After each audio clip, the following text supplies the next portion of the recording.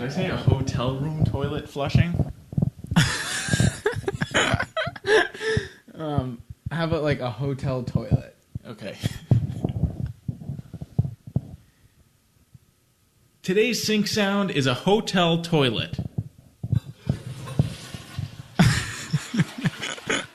Oh God, this is weird. How did that sound? Gross. We should have done that on the toilet episode. Oh yeah, that would have been appropriate. I'm just making my way back over to the our little makeshift recording studio. Yeah, why don't you sit on down here and join us?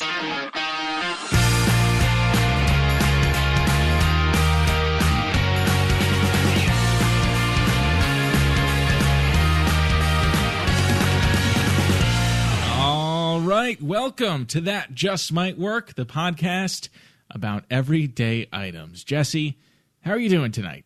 I'm doing pretty good. I've had a few cups of cider already, so yeah, this is kind of a special episode for a number of reasons. First of all, what are we drinking here? We are drinking a ginger cider from, I think, Blue Toad Cidery in Rochester, New York. It's pretty good. Not too sweet. Got a nice dry touch. You just put that down right there. I was just afraid I was going to drop it on some of the recording equipment we have set up here. That's right. The other component that's special about this episode is we're actually together in the same room, and we're in a hotel room, which you know from the sink sound. We recorded the toilet in the room. Yeah. I'm out here. I'm out in Syracuse for a work trip, and Jesse lives in Syracuse, so it made sense. You know what? We apologize. This episode's already 2 days late. Yeah, we're behind schedule, but we knew you were coming out here, so we kind of made this decision ahead of time, like, let's record in the same room. And there was some talk, like, oh, maybe we should do 2 episodes. But then we got together, we ordered pizza.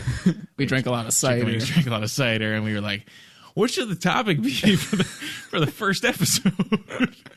And now it's like 2 hours later, and we're just starting to record. But we've got a pretty cool setup here in the hotel room. Yeah, this is props to the Marriott. Can we get them as a sponsor? We could try. We'll just go to different Marriotts around the country and take this thing on the road. No, great accessories in this hotel room to set up a makeshift studio. We've got the microphones on pillows. Yeah, which is traditional for me, but I'm glad to see you're doing it. You would think that that's like something we have to do in dire circumstance, but that's how Jesse normally sets up his microphone. Right, I feel right at home. That's the infamous travel pillow from the travel pillow episode. Indeed it is. Sort of famous now. It's nice. You actually brought that from home. I did. I'm using a throw pillow from the lovely couch here, and yeah, we're all set up on the desk. We've got the growler, as we mentioned, of cider. Did you say that was the first growler you've ever purchased? Yeah, I've been drinking craft beer for a pretty long time, but I've just never felt like I wanted to buy a growler of anything. So maybe props to this cidery. I had this ginger cider while I was there, and I liked it enough. I was like, I need a gallon of that, or however much is in a growler. I think it's half a gallon. Okay. How much of the cider did you have before you decided I need a gallon of that? Because I find a lot. Yeah, I went to I guess shout out to Yankee Distillery in Clifton Park, New York. I went there and did a little whiskey sampling, and then I had a Manhattan.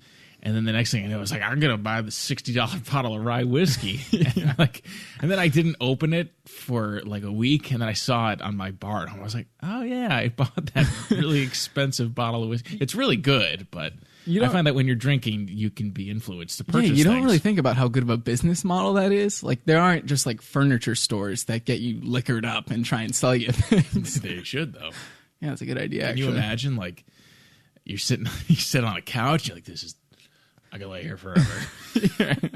I need this couch right now. $2,000? Whatever. Just put it on the credit card. Yeah. All right. Let's get to today's topic. This topic actually was a recommendation. Was it the last episode? Yeah. We got some feedback from a listener, and they were a high school student.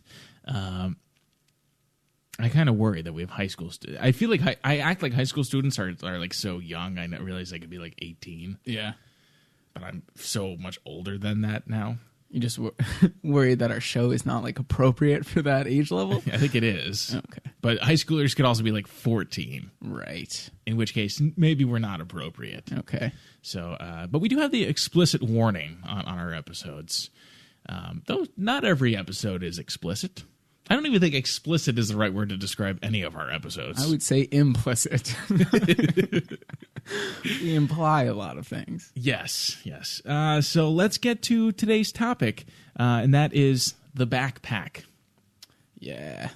Fitting for a high school student. Do you, I feel like when I was younger, I used to call it a book bag, and only recently have I switched to backpack. I'll get to some of the different names for it. I've always been, and now that you say that, book bag sounds like something I've said in the past. Yeah. I've also heard knapsack frequently. You were probably bullied a lot. Yeah, give me back my knapsack. Oh God. But I'm kind of a backpack sort of guy. I guess I do own a couple of backpacks. I don't use them often. Sometimes for travel. I used them when I was in school. Yeah, you use one for photography, kind of. Yes, I do have a camera backpack. Yeah, among many other bags. Let's get to the definition. This is from Wikipedia. A backpack, also called a book bag, kit bag, knapsack, rucksack with no K, pack, sack pack, or back sack. So yeah, that's what I'm always like, Mom, where's my rucksack with no K? That's a classic name for it. I like back sack. Speaking of being implicit. I wish I hadn't already come up with a name for my invention, because back sack would have been mine. Anyway, a backpack is, in its simplest form, a cloth sack carried on one's back. And this reads like Dr. Seuss. I was going to say. And secured with two straps that go over the shoulders. But there's a link to the shoulders page. We should do an episode on shoulders. But there can be variations to this basic design. Lightweight types of backpacks are sometimes worn on only one shoulder strap. Backpacks are commonly used by hikers and students and are often preferred to handbags for carrying heavy loads or carrying any sort of equipment because of the limited capacity to carry heavy weights for long periods of time in the hands. So what that says to me is that the backpack is a solution for, the hands inadequacies. Right, the bad hands. Especially yours. Right, Grip I can't. Strength. And such. I always wear a backpack. The word backpack was coined in the U.S., specifically backpack, not rucksack with no K. Sure. Coined in the U.S. in the 1910s. That's a little clue for you. Money bag and pack sack were used prior in the U.S. There's a lot of names for this thing. There sure is. And the earliest form, and we should clarify, backpack refers to, camping backpack, water backpacks, camera backpacks, hydration backpacks. Did I already say that? I said water. Hydration could be something else, I guess. We've had a lot of cider. There's a lot of different types of backpacks. There's backpacking, right? Mm. We're specifically going to talk about the school bag. Okay. And school bag is the Wikipedia term on the article for satchel. Oh. So there's a lot of mixed terminology here, but when we look at the history, which we'll get to right now, I'm specifically looking at the history of the modern school backpack. Okay, that makes just sense. To clarify. Jesse, go ahead, take a guess. When do you think when do you think both the earliest form of any kind of backpack, rucksack, knapsack, backsack, was, and also when do you think the earliest form of the modern school bag backpack was? Okay. I have to imagine that they had like animal hide bags of some sort quite a long time ago. I don't know if those would have survived like thousands of years to be found today. So I'll say, let's go right around year zero for that. And for the modern backpack, since you said 1910, and I feel like I remember, wasn't it a thing that people just like tied their books together? I don't know why that was ever a thing, but maybe 1875 for the modern backpack. All right, you were closer with the modern backpack, which I don't know if we should give you too much credit for because it's in terms of like time frames. Right. A contender for the earliest found backpack in any form was found with mummified remains in 3300 BC. Oh, so I was actually too recent. Correct. Wow. Off by 3,000 years. In the grand scheme of time. The modern backpack, quite young, only about 46 years old.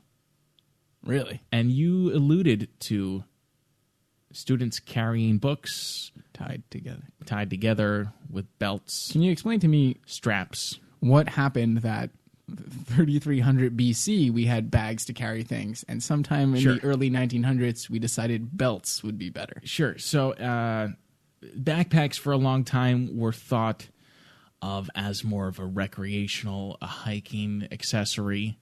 It wasn't until, and we'll get into this, the 1900s that students began using camping backpacks to carry their school items. That this trend caught on, and we made the transition from carrying books to putting them on our backs.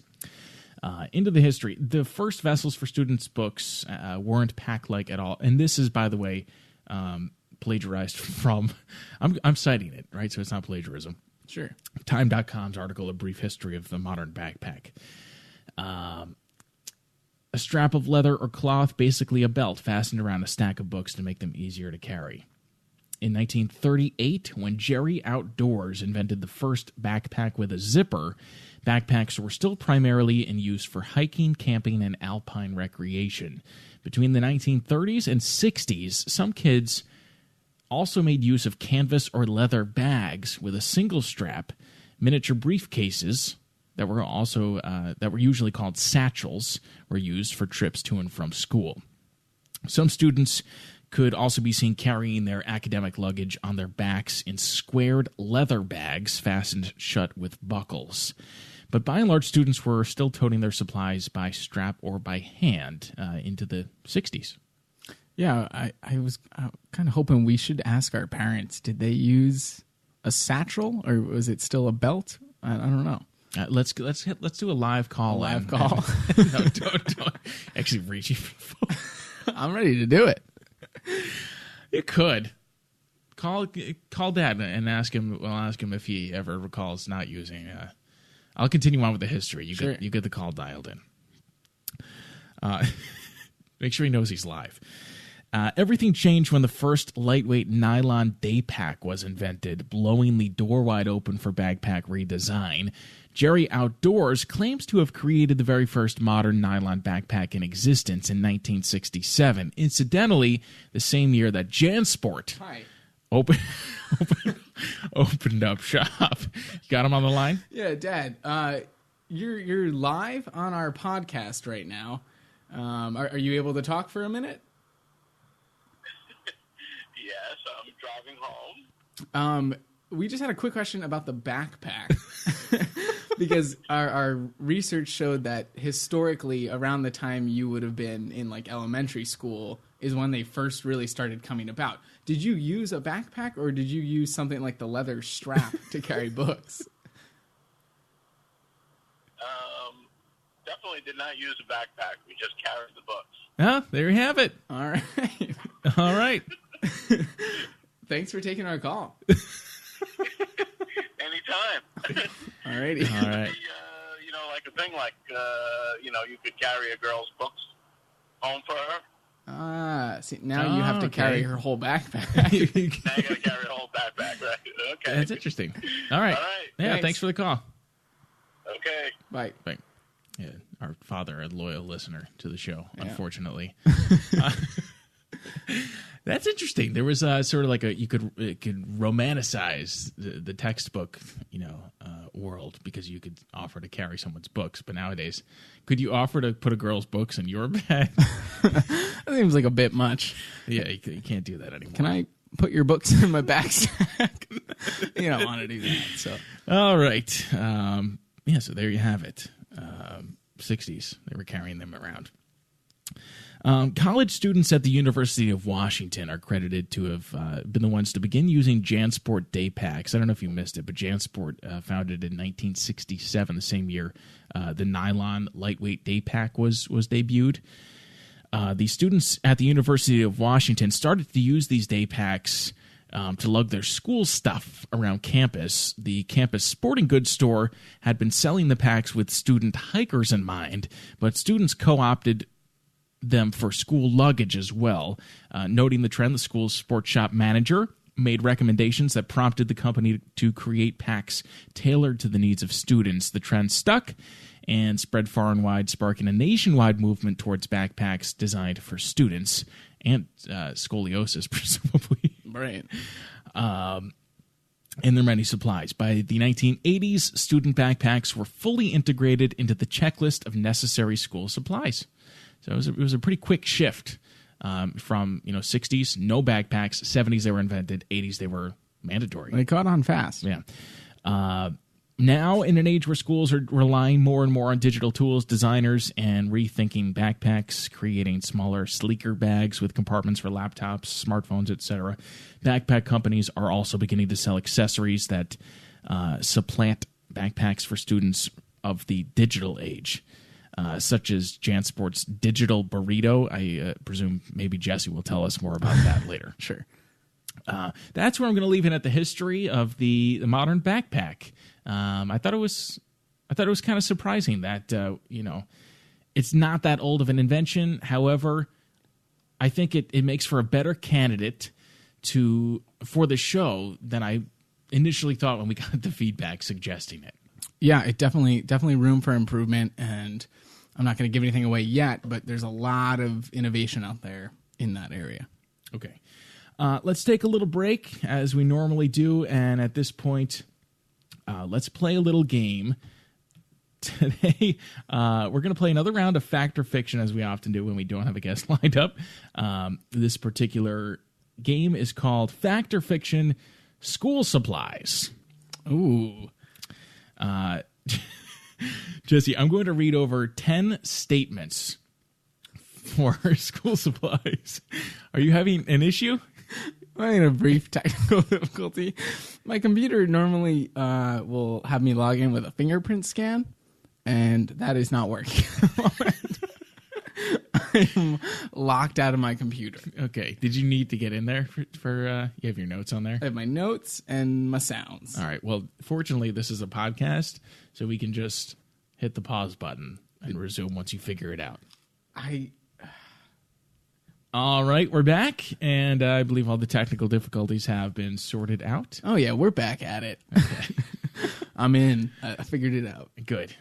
So as I was saying, we're going to take a little break from the history and the typical format and play a little game, just to break it up a bit. And as we normally do when we don't have a guest, let's play a game of Fact or Fiction School Supplies. All right.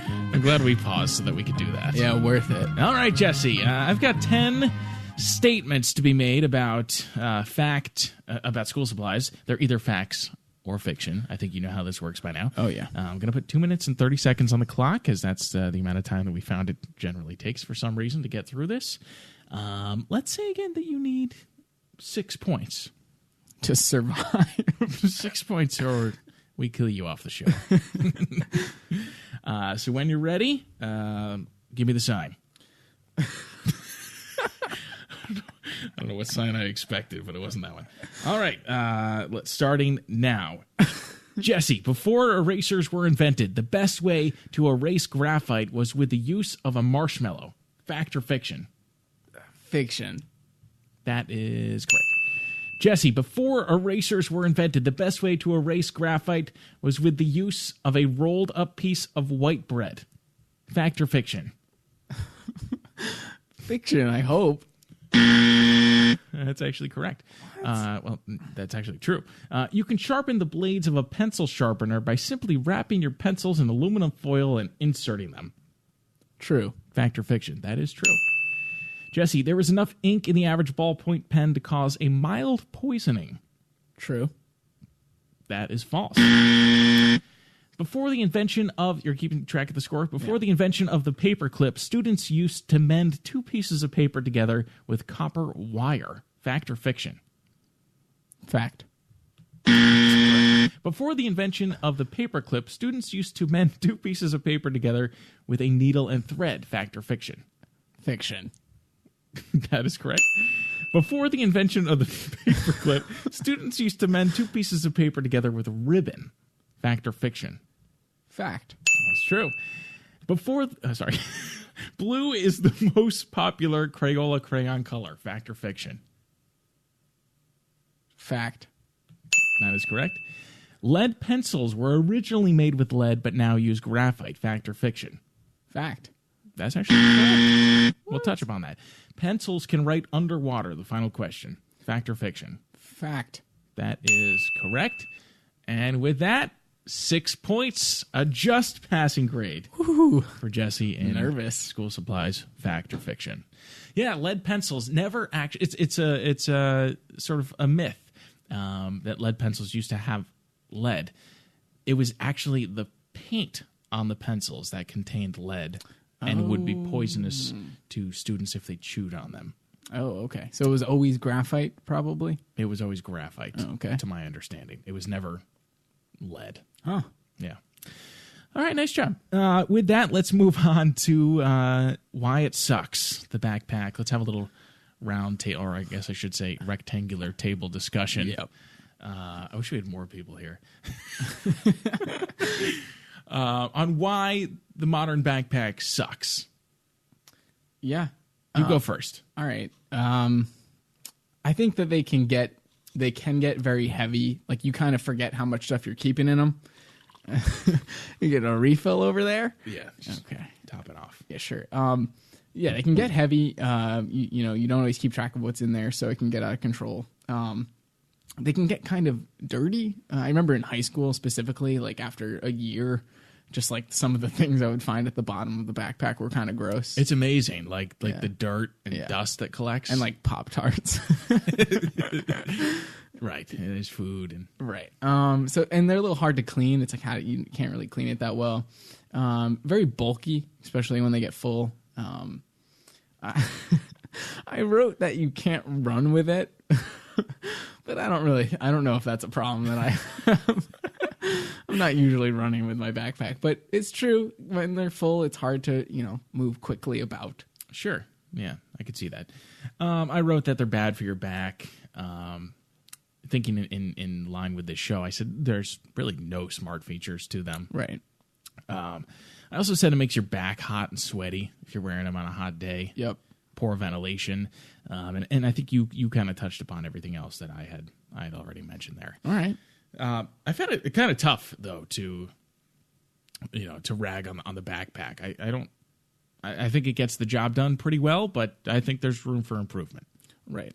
Moving on to innovative news. What did you find, Jesse? So, unlike the doorknob last episode, there are a lot of Kickstarters for backpacks. I think when I searched for it, there were over 900 search results. So, wow. I did my best to go through what I think are the best ones. And in general, I'll say there are a lot that just kind of make little improvements, and they're kind of designed specifically for certain people. So, there's super lightweight bags for like runners or commuters. There's high capacity bags for people who are traveling. Anti-theft is a popular thing.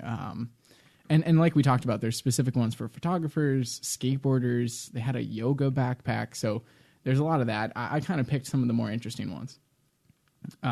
One that was successful raised $10,000, the Sun Pack. It's a pretty regular backpack, except it has a solar panel on the front, and that helps charge any of your devices via USB.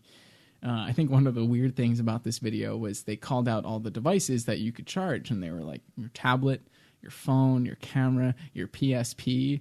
It's like it is 2018. I'm not sure who's charging their PSP, but Yeah, when did they start working on this Kickstarter? The PSP would be like circa 2008. Right, yeah, I'm not sure what happened there, but good idea still. Then there's the Clip and Zip backpack. And before I explain what this is, I have to complain again, because I've complained a lot about Kickstarter stereotypes with what they say. I don't know if I've really touched on how bad the music can be. And I'm not sure if this is just maybe what you find if you type into Google, I'm 12 years old and I want to make a Kickstarter video. But this gets played in so many I'm going to play it for you right now. Maybe I have the technology for you to actually wire into the board this time. So you get this light piano music. Yes. I don't know if you've heard this. It's in a lot of commercials. I was going to say, I feel like I've seen this on like an Apple commercial. Yeah, or probably an old Apple commercial. This is like an outdated marketing soundtrack. Like this would sell like either like an antidepressant drug. Yup. Or maybe life insurance. That could be it. Well, it's selling backpacks and not doing a great job of it. But this Kickstarter, I was about to say, but this Kickstarter was really good, and then I remembered which one it is, and it's not actually. They were trying to solve the problem of if you go to the gym and you've got your like dirty, soiled gym clothes, and you accidentally leave them in your backpack. The clothes can smell, it can ruin your backpack. And this backpack just basically opens up all the way in the front, and you can actually clip your dirty clothes on the inside. So apparently the idea is to go to the gym, wear your clothes, and then they're dirty. You clip them into the backpack, and then you just like open the front and let it like dry in the backpack. But when do you just wash the gym clothes? I'm not sure why you're just clipping them to the backpack and letting them dry and then like wearing them again. I'm not really sure. So you're walking around with your dirty shorts hanging off your backpack? Is that? No. I think the idea is you hang this up at home, but again, like you're home, just wash them or hang them off of anything else. Yeah, I don't. Again, not great music, not a great idea. Sorry. Was that one funded? They're still in the progress of acquiring funding. They need $70,000 and they've raised $4,000. Okay. So it's not looking great. Getting there. Okay. And then there's the shelf pack. This reminds me of some of the suitcases we talked about, in that if you kind of open the front, zip open the front, and it's got like little shelves in it, which I like because it's sort of more organized and you can find the things that you put in there. I'd say the downside is if you rotate the backpack at all, it would be like rotating a bookshelf at home, and everything would fly all over the place and end up at the bottom anyway. So, and if you're like Jesse and running with your backpack, yes, it's just going to get things all over the place. You can't run with this one. No running. We could just have a podcast dedicated to talking about bad Kickstarters. Oh yeah, there are a lot of them. This one, they're doing well from a Kickstarter standpoint, but I've got some issues. This is the 0G, the world's first weight-reducing backpack. It's a nice-looking backpack, special fabric. It's got a 4-point suspension system that, quote, reduces the weight of the backpack. Well, that's bullshit. Right, that's not how gravity works. Like, you just, that's not it. You can't do that. You can reduce the impact of running with it. Yeah, sure. And I think that's what it does, is it does a good job of distributing the weight so you don't have like pressure points, but they're talking about reducing the weight of the backpack, which that's not a thing. They've raised... Fill the thing with helium, then we'll talk. Yeah, there you go. They've raised $300,000. Wow. And I think part of that is because I'm going to play you just the beginning of their video. Listen to this. Okay. We've been searching for the perfect backpack, where the urban hustle crosses the road less traveled, where fashionable form just of a high, I mean, I think our audio there wasn't amazing, but just a much higher quality, like, marketing. Yeah, I'm sold. You know, and I think that's the takeaway here is if you're making a Kickstarter, don't skip on your marketing. Right. Okay. You have any others? No, I think that's the gist of it. All right. I'm impressed with the last one. Do you want me to go first with my idea? Yeah. I feel like I just want to get this out of the way, so it's your idea that we linger on. I'm going to give you the name. A lot of the ones I might have wanted to use were taken. backsack, knapsack, rucksack. I can't think of any more of them. Tap cap. Right. I came up with the Fat Pack. Oh. And this takes its name from sort of the form factor and the way it might look on you. A lot of backpacks nowadays are fashion statements. Yes. They can have, icons on them, children's TV shows, be different colors, be made of like leather. There's a lot of minimalist design. Yeah. Mine is strictly, it's strictly form and function over flattery. Okay. No aesthetics whatsoever. No. Okay. This thing is fugly. It's called the Fat Pack. The fugly Fat Pack. I want to start this with a question. Have you ever worn your backpack backwards or worn a second backpack at the same time on your chest? Yeah, I have. Now, that not only doubles your storage, but it Balances distributes your your weight weight. and balances your weight better. Yep. So you might see where I'm going with this. The best backpacks that are out there, like the one that you mentioned last, center as much weight as possible onto your hips and off of your shoulders. And the reason why that's best is because your hips are closest to your center of gravity. And they're also stronger than your shoulders. I don't know if that's true. In Speak for Jesse's case. yourself. So the way that this works, the Fat Pack solves this by wrapping fully around your torso, and it slightly, maybe unintentionally, resembles like a bulletproof vest. Oh, okay. No, I'm shocked because you'll see when we get to my idea. Is it similar? We've got some similarity. Okay. So it goes over your shoulders. There's a front, there's a back, there's compartments all around. Okay. I like recording these shows in person because I get to see the gestures that you make when It's you try helpful, and sell right? this. I do this when I'm alone, too. The pack itself is made of lightweight, durable, stain and water-resistant nylon material. There are compartments for all of your common needs, your smartphone, your tablet, your laptop, your books, your headphones. The unit is expandable with additional attachments, zipper-on attachments. Oh, okay. Much like a lot of military equipment, backpacks, for example, have like Velcro attachments, loops. Yeah. There's so many. You can attach your canteen. You can attach an additional attachment specifically to hold, your model camera or your specific laptop. Who knows? Right. So you've got a lot of add-on. It's an expandable unit. Other features include built-in digital weight display.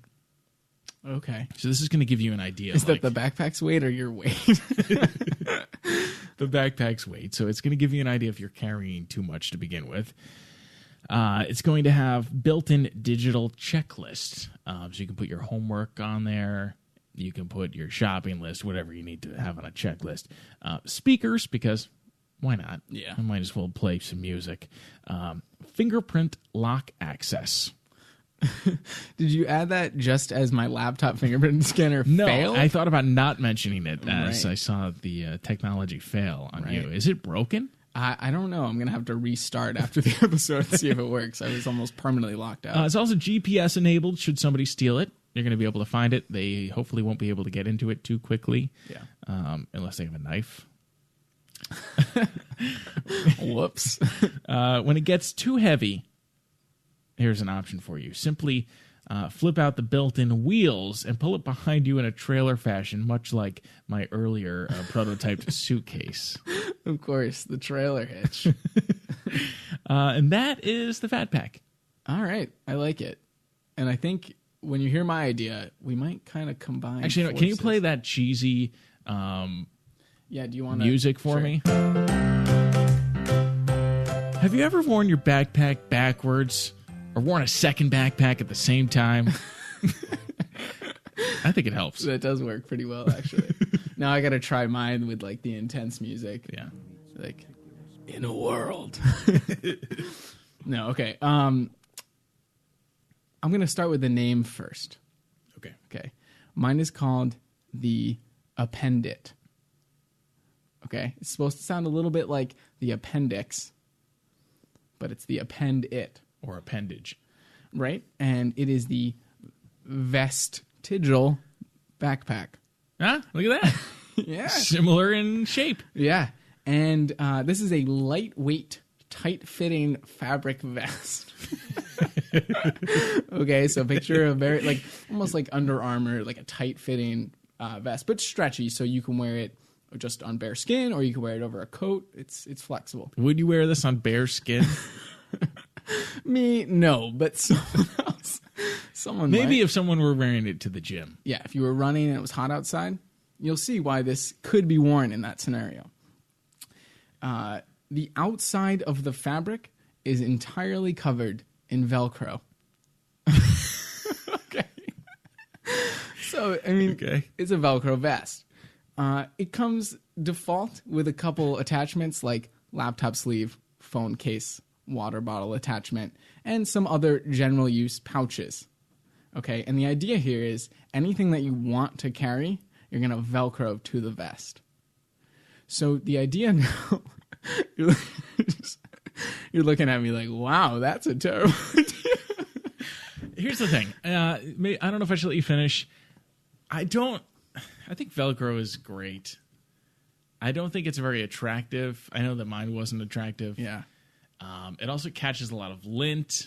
It'll catch a lot of pet fur if I had the appendant. All I can picture is the giant Velcro wall where you jump on a trampoline and then you can Velcro yourself to it. Yeah. I mean, it is similar to that. I'm not going to deny it. But the beauty here is that you're never carrying more than you need. So you're not even carrying just a large, like if you have a large bag and you only need to carry a few things, that's a waste of space.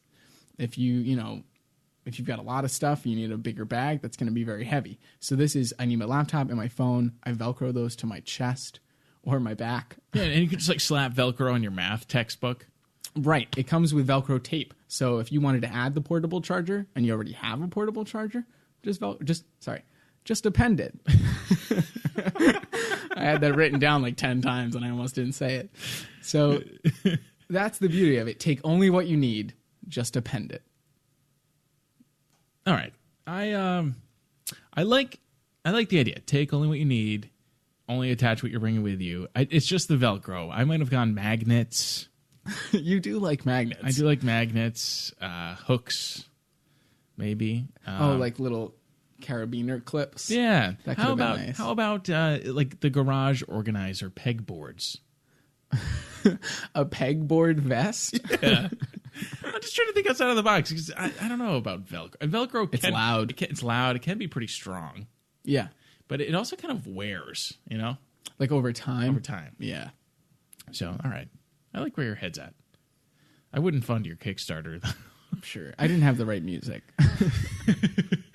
All right, let's get into feedback. We always encourage your feedback, ideas, criticisms, comments, especially ideas because we're running out of them for whatever reason.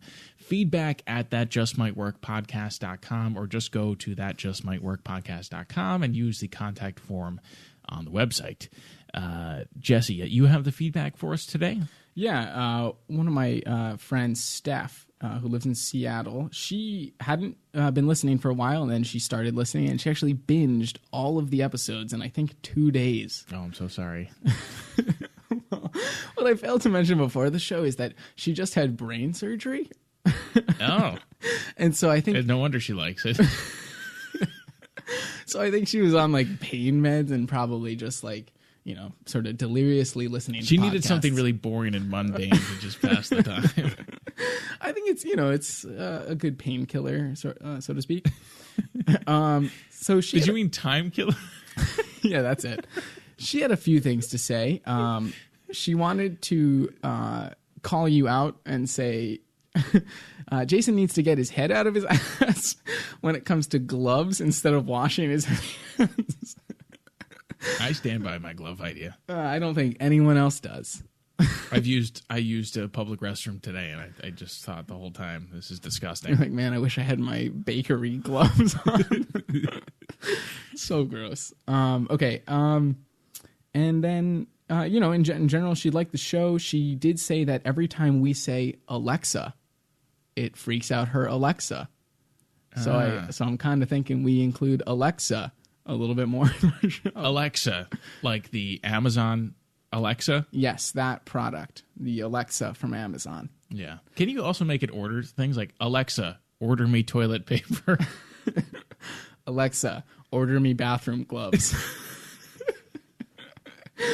So, thanks for Steph for listening to all of our content and good feedback. It's always nice to have. Yeah, we appreciate it.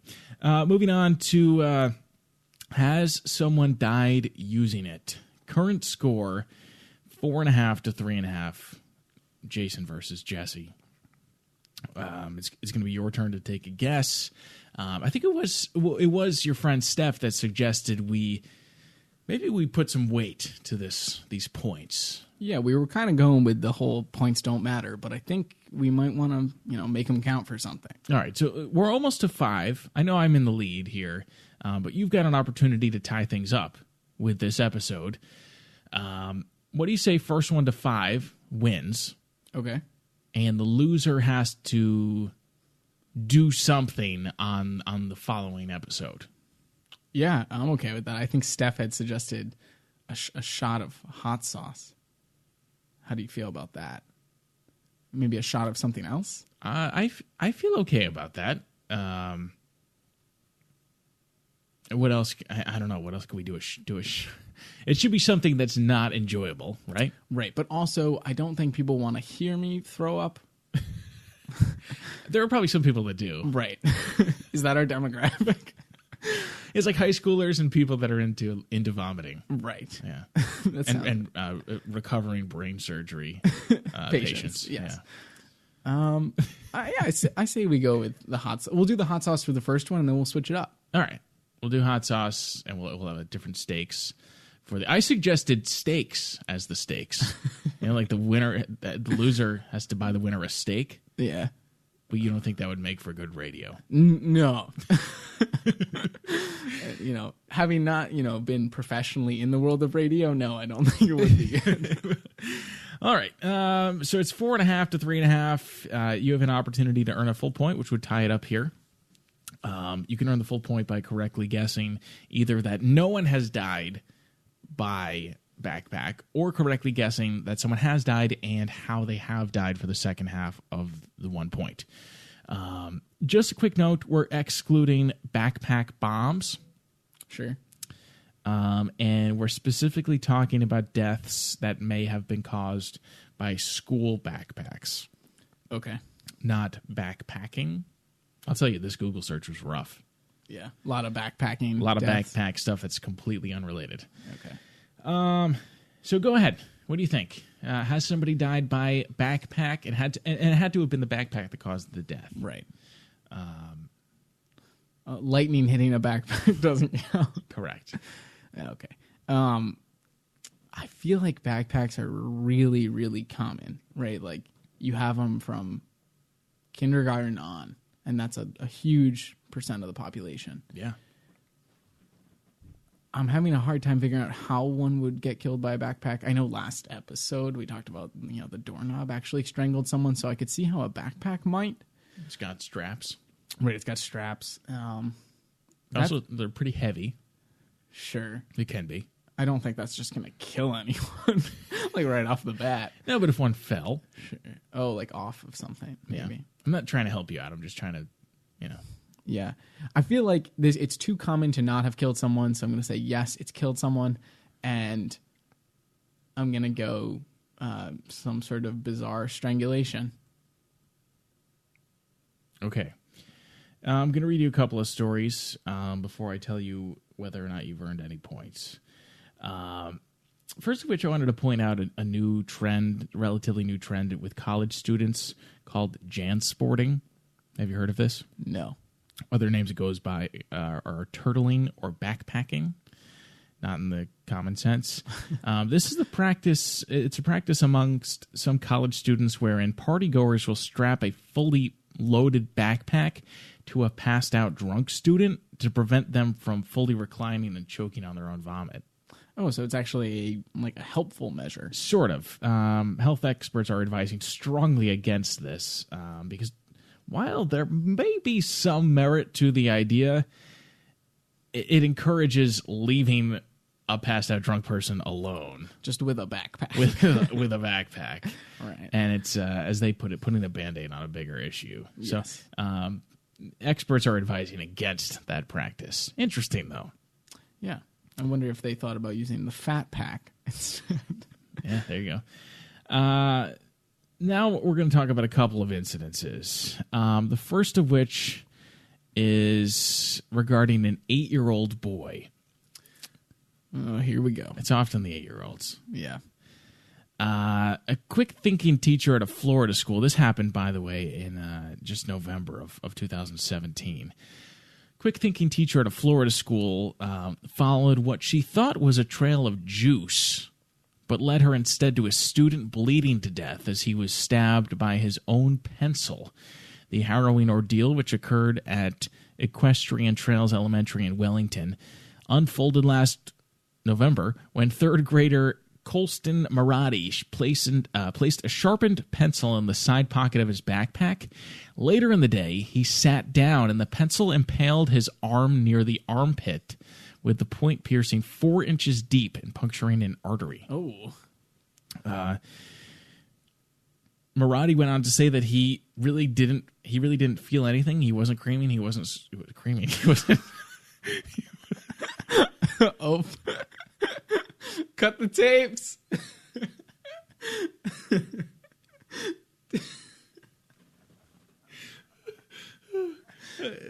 Creaming came from crying and screaming.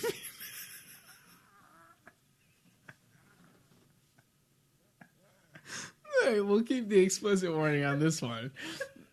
And you want to collect yourself. Yeah, maybe you need some cider. That's not even funny. I need No. some more cider.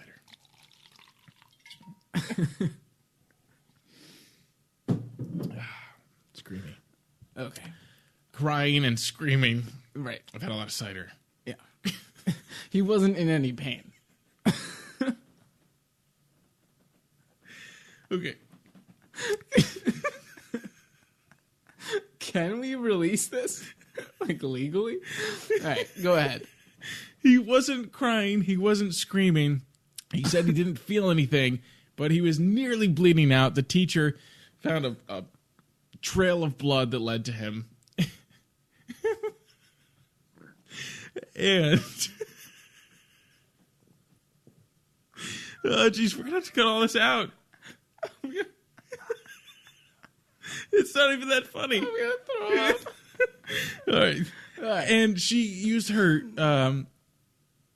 shirt or something. She used her shirt as a tourniquet to attempt to save him. With the help of another teacher and the school nurse, they calmed the boy, worked to stop the bleeding, and call emergencies. He returned to school the next day. Wow. Didn't die. Nice. No creaming either. Good. Next incident.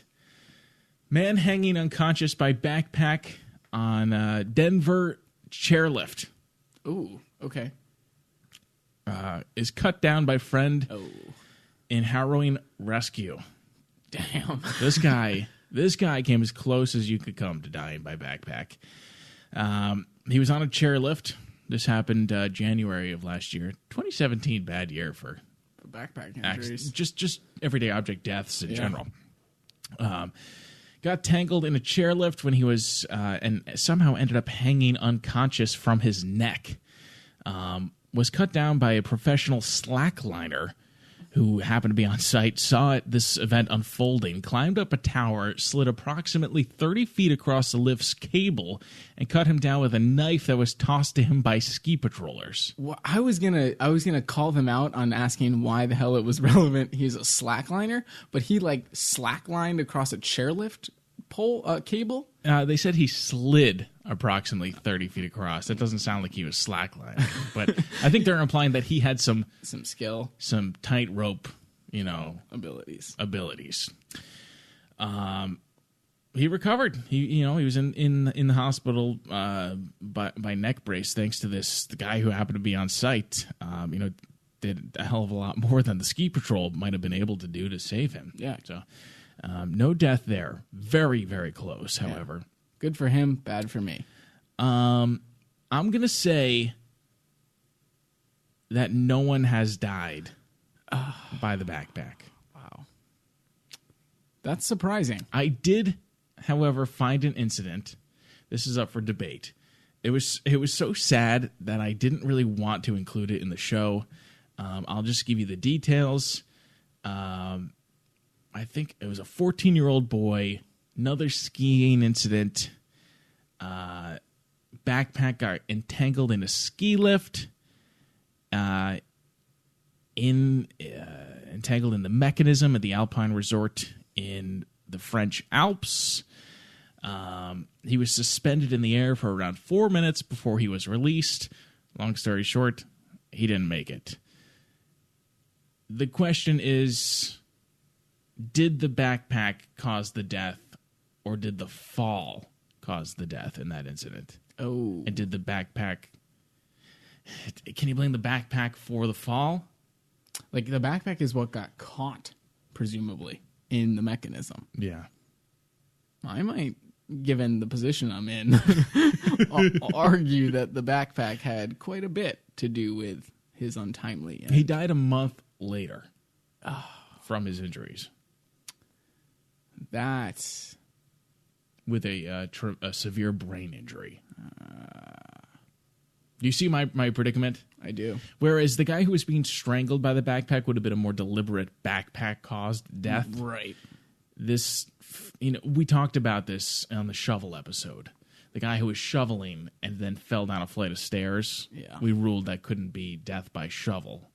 Right. However, this boy wasn't using the backpack as a backpack. He was skiing. The backpack got caught. Right. And did the chairlift? Can the chairlift be blamed? I think so. So maybe not the backpack, unfortunately. I will hold on to that until the chairlift episode, which I'm kind of excited about now. Yeah. It was my feeling that... This is kind of dealer's choice, so I think you can It was make my a call feeling here. that the backpack was sort of an accomplice to the incident. And that's not the game. That's has it been an accomplice to a death? No, that's not the game. Right. I do not feel the backpack was the single direct reasoning for the death. All right. So the score remains 4.5 to 3.5. Yes, and I don't just say that because I'm in the lead, but I might be slightly biased. For sure. All right, that is has someone died using it. How much of that do we need to cut out? A decent amount, I'd say. Sorry, an indecent amount, I would say. Closing remarks for today's episode. Don't forget to leave us feedback. Again, that's feedback at thatjustmightworkpodcast.com. Follow us on social media. It's at That Just Might Work on Facebook and on Instagram at TJMW Podcast on Twitter. Anything you'd like to add, Jesse? No, I think I'm good. We should do this more often, even if it means the episode's late. Yeah. Record in a hotel room. It's fun. I'm hoping that the people in the rooms next to us can't hear this. They're getting a little sneak preview. Oh, yeah, a little early episode release. Yeah. And that will do it again for today's episode on the backpack. Join us next week. You never know, we might be talking about your favorite everyday object. Just append it.